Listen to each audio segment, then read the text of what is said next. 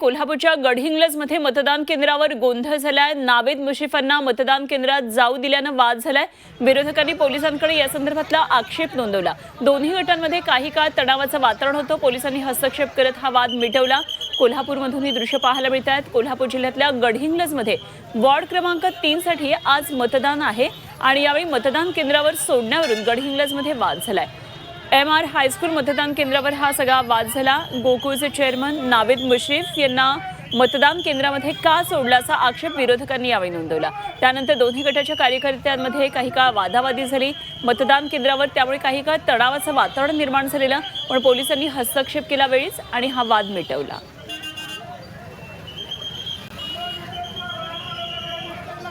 तर मतदान केंद्रातल्या प्रवेशावरून अशा प्रकारे हा वाद झालेला। गडहिंग्लजमध्ये मतदान केंद्रावर मोठा गोंधळ झालेला।